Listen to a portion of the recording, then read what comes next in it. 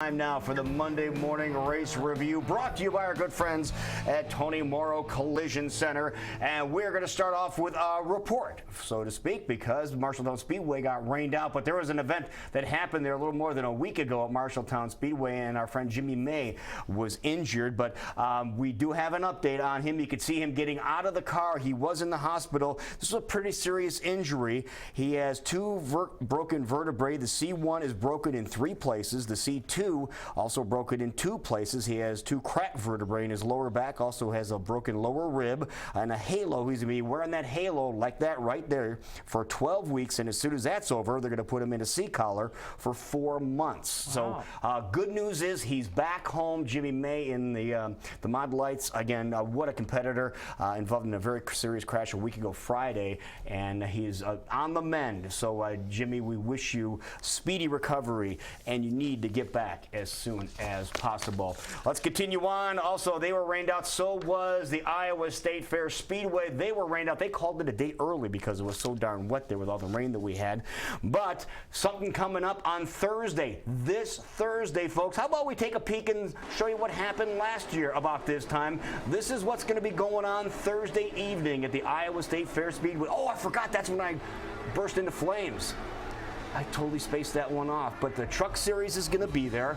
Also, the mod, I believe the Sport Mods are going to be there. Okay, these are the mods. They ran there last year, but I believe the Sport Mods are going to be running this year according to the website. So we'll just take a little bit of action there. So that's all well and good, and it's cool here seeing the modifieds and the Sport Mods running at Iowa State Fair Speedway. But then, check this out, ladies and gentlemen. The Sprint Invaders are coming back to the Iowa State Fair Speedway this Thursday, not on Friday, on Thursday. Now, this is where we had an incident where a car went over the wall. I'm not sure you guys remember that last year. And then yes. Matt Morrow here, remember Matt Morrow was running, he was on rails, and then he got tangled up a little bit. He was fine. That was okay. He crawled out of that. But again, Sprint Invaders this Thursday at Iowa State Fair Speedway, so we are looking forward to that. Trucks are going to be there, and then IMCA will race the Sport Mods there as well. Now, Friday we're going to have pretty much a full show there. Sans the Trucks. The Trucks ran on Thursday, so they won't run on Friday. But as a reminder, the National Sprint League. That's right. The 410s are going to be back at Iowa State Fair Speedway, and we're going to have a special visitor that week if everything works out right. Steve Kinzer, the King, is going to be racing there. He hasn't raced there in years. Last time he raced there, he won. But Kinzer's going to be in town a couple of days early, and we talked him into coming over. He'll pay us a visit that week as well. So that'll be going on Thursday and Friday, Iowa State Fair Speedway. And then the 22nd, circle that on your calendar for the National Sprint League 410 Sprint Cars back at the Iowa State Fair Speedway. Also, here are your winners from the Clark County Speedway, Affordable Fun Racing from Saturday evening as well. Warren County, they had a chance to run as well over the weekend, so that was cool. But speaking of running over the weekend, of course, Knoxville Raceway ran over the weekend. Let's take a look at the 410 action. As you see, Justin Henderson taking the lead at the very start of the race, but all eyes were on number 2. He has been on, again, we mentioned rails earlier. This guy has been a freight train on rails. Danny Lasowski, as he runs down the field here. But then you look at some people fighting for position. This is not a good thing here. Try to go low, hit a berm, boom, slides into the back wall. Everybody's okay in this one here. Brian Brown almost collects him up there, but then coming out of turn number 4, that is Danny the Dude Lasowski. Look, he's smiling this time. He must have heard us talking about him last time. So the dude's smiling for his 105th win at Knoxville Raceway. Congratulations. Justin Henderson managed to finish second. Brooke Tacknell finished in third. Henderson then turned around and took the 360 race. Well, congratulations to him. And then Devin Klein won in the 305s. Boone had a chance to run over the weekend as well. There are your winners from the Boone Speedway. And then speaking of Saturday evening was a very interesting and a lead-changing event. Record number of lead changes at the IndyCar race. There's Elio Castroneves getting turned after lap 136. They were averaging over 200 miles an hour for 136 laps. Here's Ed Carpenter, our friend, and Joseph Newgarden, our other friend. They're teammates. They got together. That wasn't a good situation there. They're racing in Fontana, California.